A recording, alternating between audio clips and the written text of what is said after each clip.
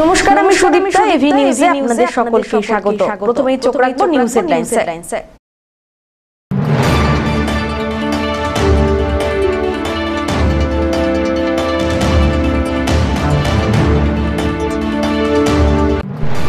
যান্ত্রিক গোলযোগ, 48 ঘন্টা ধরে অচল জলপাইগুড়ি মেডিকেল কলেজে ডিজিটাল এক্স-রে পরিষেবা।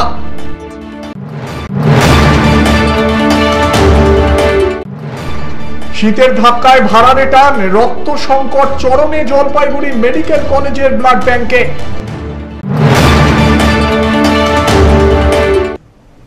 এবার আসছে বিস্তারিত সংবাদে।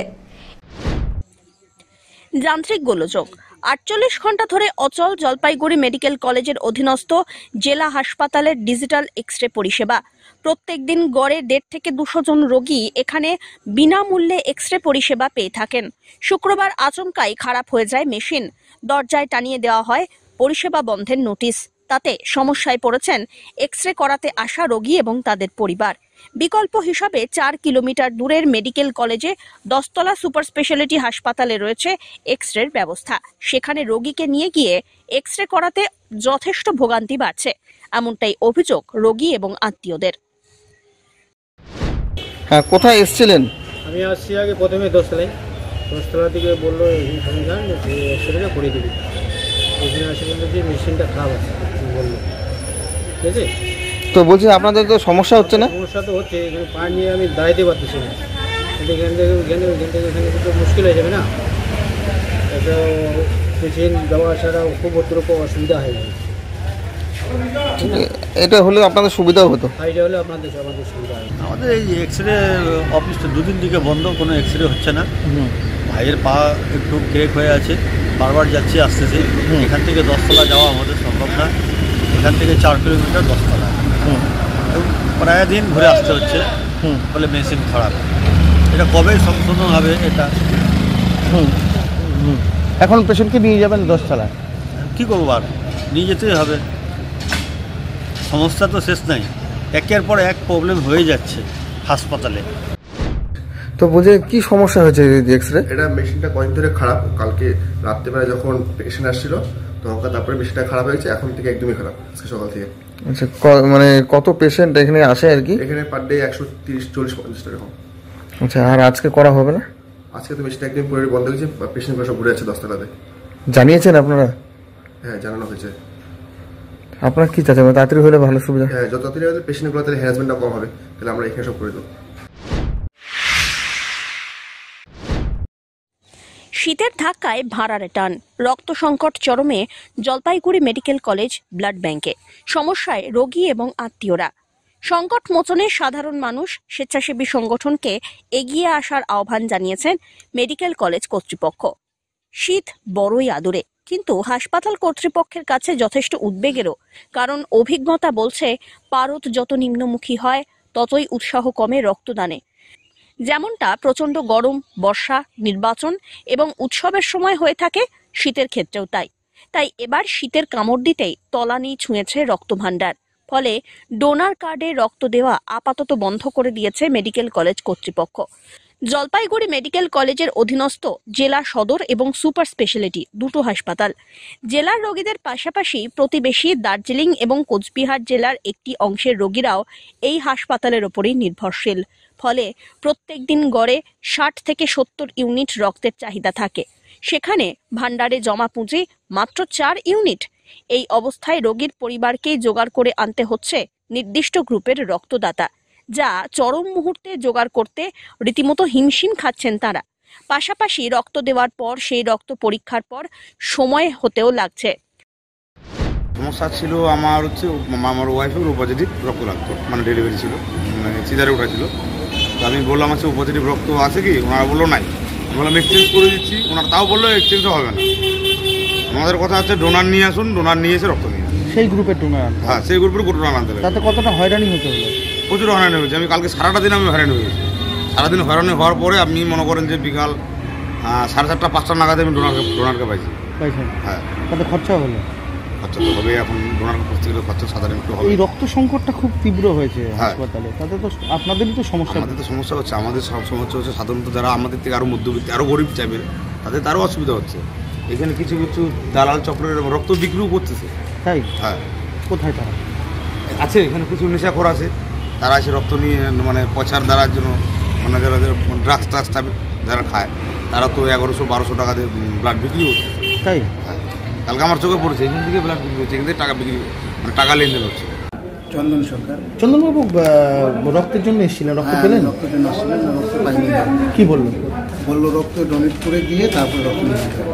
আচ্ছা, আপনার বাড়ি কোথায়? আমার বাড়ি পশ্চিম গ্রামে। হ্যাঁ, পশ্চিম গ্রামে, ধূপগুড়ি। তা এত দূর এসে রক্ত দিতে তো কি ভেবেছিলেন যে রক্ত হয়তো পেয়ে যাবে? কার্ড নিয়ে এসেছিলেন? ভাবছিলাম আমি রক্ত পেয়ে যাবো, কার্ড নিয়ে এসেছিলাম। তাতে হলো? কার্ডে তো বললো বি পজিটিভ এখানে নেই, শেষ হয়ে গেছে। কোনো ডোনেট থাকে নিয়ে, তারপরে আমি নিজেই বি পজিটিভ, আমি নিজেই দিলাম। আমার মা রক্ত লাগবে। সেই জন্য সংকটের সময়ে এই ব্লাড ব্যাংকের চারপাশে দালাল চক্রেও সক্রিয় হয়ে উঠেছে বলে অভিযোগ। আর এই পরিস্থিতিতেই বড় কোনো দুর্ঘটনা ঘটলে কিভাবে সামাল দেবেন তার চিন্তার কারণ হয়ে দাঁড়িয়েছে মেডিকেল কলেজ কর্তৃপক্ষের জন্য।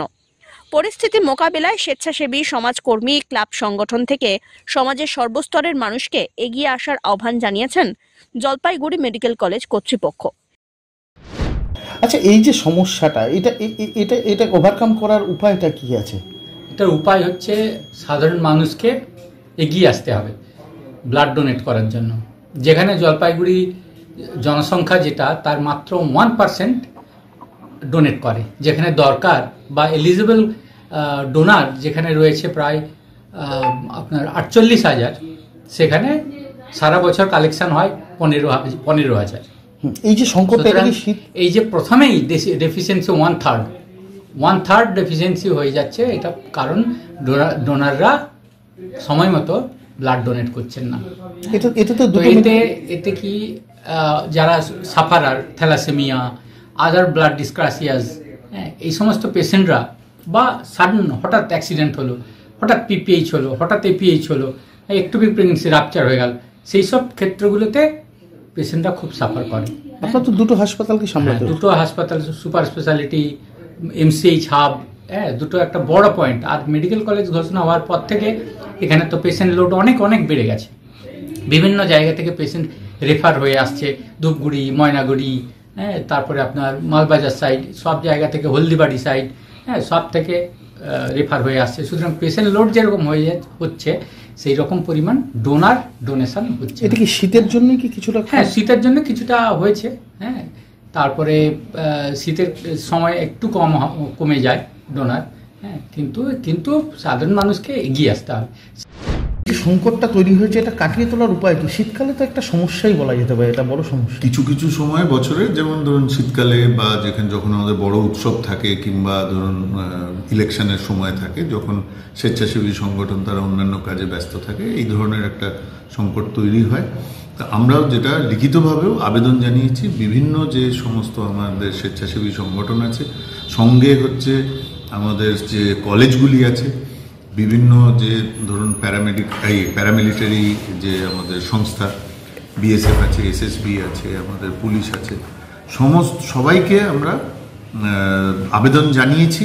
আপনাদের মাধ্যমেও জানাতে চাই যে মানুষের সেবার খাতিরে আপনারা এই রক্তদান শিবিরের আয়োজনে এগিয়ে আসুন, এবং আমাদের জলপাইগুড়িতে যেহেতু একটাই আমাদের ব্লাড সেন্টার রয়েছে, সেই হিসেবে মানুষ এটার উপরে, শুধু জলপাইগুড়ি নয়, এমনকি আলিপুরদুয়ার, দার্জিলিং, কোচবিহারেরও কিছু কিছু এলাকা থেকে মানুষ, যেহেতু এটা কাছে পড়ে, তারা এসে এখান থেকে পরিষেবা নেন, রক্তর ইউনিট নিয়ে যান।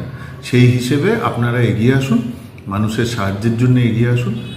আর অবশ্যই করে আমি বলবো যে যারাই এই ধরনের উদ্যোগ আগে নিয়েছেন তারাও যেমন করবেন, নতুন যে সমস্ত ক্লাব বা সংস্থা তৈরি হচ্ছে তারাও রক্তদান শিবিরের আয়োজন করুন এবং আমাদেরকে সাহায্য করুন, এটাই আমাদের নিবেদন থাকবে। নিজের ফেসবুক অ্যাকাউন্টে একই আবেদন জানিয়েছেন উত্তরের রক্তরানী পম্পা সূত্রধর। তিনি নিজে উদ্যোগী হয়ে রক্তর জোগাড় দিচ্ছেন, পাশাপাশি সকলকে এগিয়ে আসারও আবেদন জানিয়েছেন। সমস্যাটা তো খুব গভীর, তাই তো?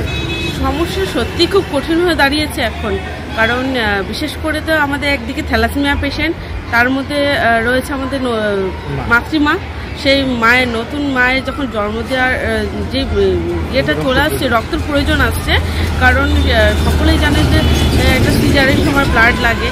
তো এরা যখন দূরের থেকে আসছে আমাদের ব্লাড ব্যাংকে, তারা হয়তো ডোনারটা নিয়ে আসছে না, কারণ সেই সময় দেখা যায় আমাদের কাছে অনকল ফোনগুলো আসছে ব্লাডের জন্য।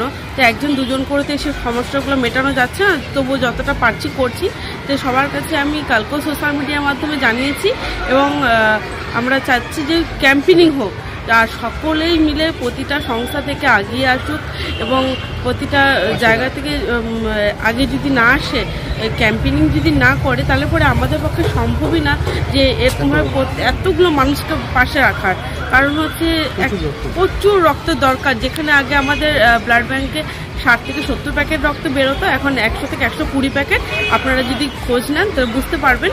হয়তো আমার কথাগুলো অনেকের কাছে খারাপ লাগতে পারে, কারণ যারা রক্ত নিতে আসে তারা একদিনের জন্য আসে, আমরা প্রতি সময় সেই জায়গাটাতে ফেস করতে হয়। তো সেজন্য আমি আজকে আপনাদের সাথে ছোট্টভাবে শেয়ার করলাম। আপনারাও মাঝে মধ্যে যাবেন এই জায়গাটাতে, গিয়ে দেখতে পারবেন, তাহলে আপনারাও এই জায়গাটাকে রিয়ালাইজ করতে পারবেন। পিনাকি শীলের রিপোর্ট।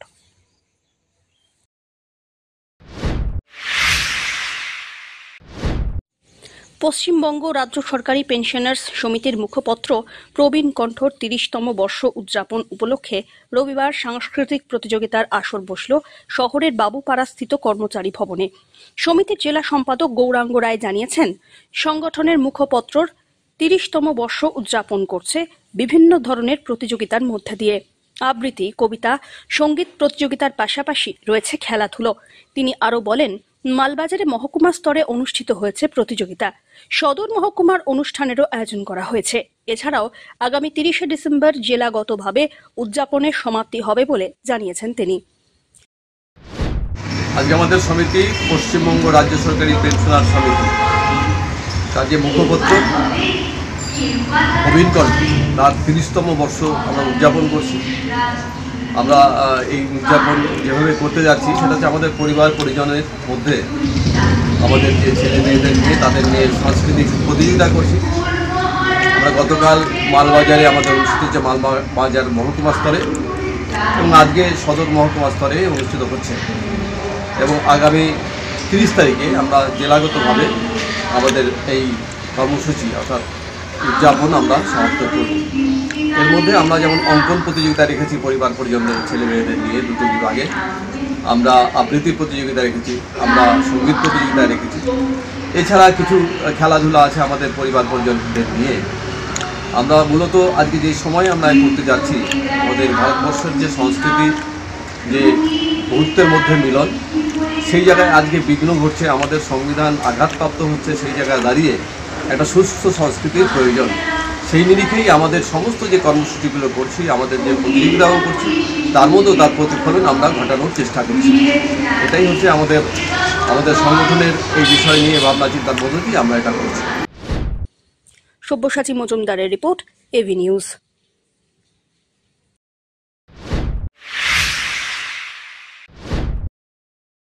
ধূপগুড়ি ব্লকের ডাউকিমারি আউটপোস্ট পুলিশের বড়সড় সাফল্য। একটানা 24 ঘন্টা তদন্তে হারিয়ে যাওয়া সবুজ সাথী সাইকেল স্কুল কর্তৃপক্ষের হাতে তুলে দিল পুলিশ প্রশাসন। প্রসঙ্গত উল্লেখ্য, গত 3 দিন আগে খট্টিমারি উচ্চতর মাধ্যমিক বিদ্যালয় থেকে ছাত্রছাত্রীদের জন্য মজুত রাখা সবুজ সাথী সাইকেল হারিয়ে যায় বলে অভিযোগ দায়ের করে স্কুল কর্তৃপক্ষ। ধূপগুড়ি থানার অন্তর্গত ডাউকিমারি আউটপোস্টের পুলিশের তৎপরতায় বেশ কয়েকজনকে জিজ্ঞাসাবাদ করা হয়। দিনভর পুলিশ তৎপর থাকার পর রাতের অন্ধকারে হারিয়ে যাওয়া সেই সাইকেলগুলি খট্টিমারি স্কুল চত্বরের একটি দেওয়ালের পাশে ফেলে রেখে যায় কেউ বা কারা, এমনটাই দাবি। তবে ঘটনার সঙ্গে যুক্ত কারা তা এখনো পরিষ্কার নয়। গোটা ঘটনা তদন্ত শুরু করেছে পুলিশ প্রশাসন।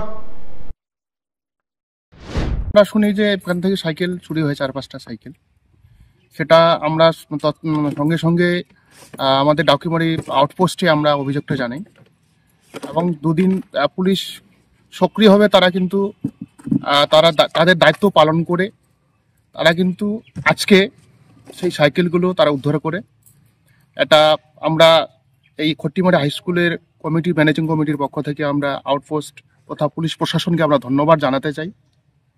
এবং তার সাথে আমি প্রত্যেকটা এই এলাকার জনগণ থেকে শুরু করে যারা স্কুল গার্জিয়ান, আমি প্রত্যেকেই আমি অনুরোধ করব যে এই স্কুলটা একটা শিক্ষার পরিবেশ, এই পরিবেশটাকে যেন কেউ নষ্ট করার চেষ্টা না করে, এই শিক্ষার পরিবেশটা যেন বজায় থাকে এবং সুষ্ঠুভাবে যেন আমরা এখানে ছাত্রছাত্রীদের জন্য সুষ্ঠু পরিবেশ গড়ে তুলতে পারি, এটাই আমাদের চেষ্টা এবং প্রত্যেকেই এটা চেষ্টা করতে আমি অনুরোধ করব। সব্যসাচী মজুমদারের রিপোর্ট।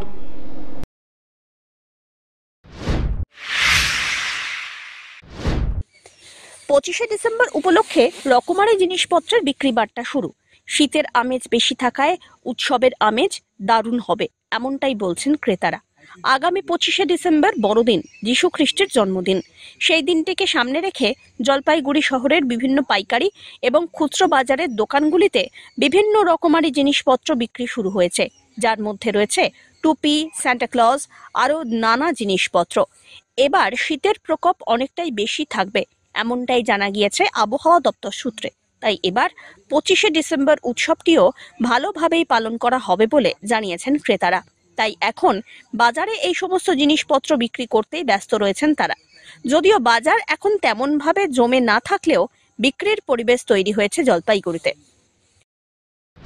25 ডিসেম্বরে সবচেয়ে বড় জিনিস হলো আপনার এবার ঠান্ডাটা আছে, অন্যবারের তুলনায় ঠান্ডা আছে। আর হলো 25 ডিসেম্বর বাচ্চাদের বিভিন্ন জিনিস পাওয়া যায়, যেমন আপনি এখানে এসেছেন, এখানে অনেক জিনিস পাওয়া যাচ্ছে, ঝাউ গাছ থেকে শুরু করে ক্রিসমাস ট্রি, বিভিন্ন ধরনের খেলনা, সেটা বাচ্চাদেরই একটা আনন্দ। মানে এবার কি ঠান্ডার বেশির জন্য কি মনে হয় বেশি? হ্যাঁ, অবশ্যই ঠান্ডার বেশির জন্য। হ্যাঁ, ঠান্ডা বেশির জন্য এবার ক্রিসমাসটা মনে হয় ভালোভাবে পালিত হবে। অনেক কিছু দেখলাম, ভালো ভালো অনেক কিছুই আছে। যেমন তোমার টেডি যে কি বলে সান্তাক্লজ দেখলাম, তারপরে ঝাউ গাছ দেখলাম, আরও অনেক কিছুই দেখলাম। অনেক এবার আসছে, এবার তো শীতটা বেশি থাকবে আশা করা যাচ্ছে। তো কি হয় 25শে ডিসেম্বর বেশি করে উপভোগ করবেন মনে হয়? অমিত বণিকের রিপোর্ট, এভি নিউজ।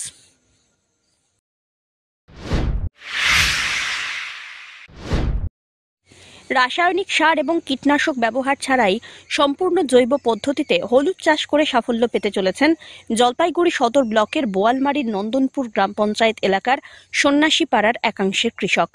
এলাকারই কৃষক পরিতোষ মণ্ডল তার নিজস্ব স্বল্প বিস্তর জমিতে উচ্চ ফলনশীল উন্নত প্রজাতির হলুদ চাষ শুরু করেন।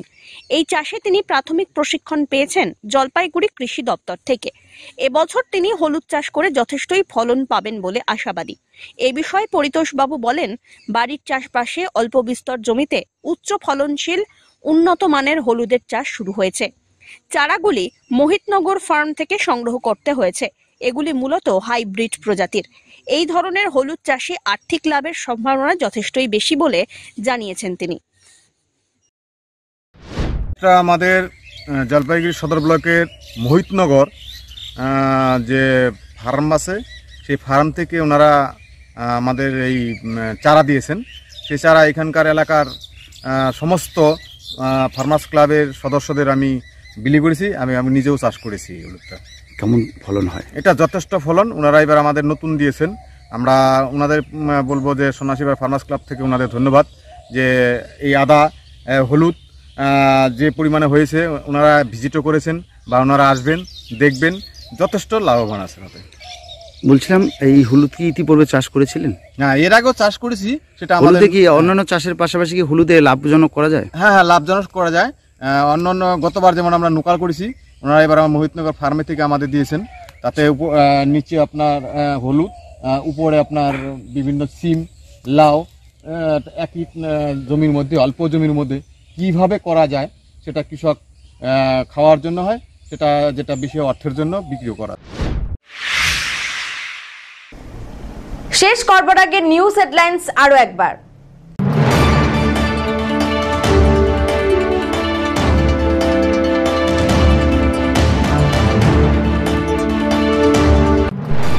যান্ত্রিক গোলযোগ, 48 ঘন্টা ধরে অচল জলপাইগুড়ি মেডিকেল কলেজে ডিজিটাল এক্স-রে পরিষেবা।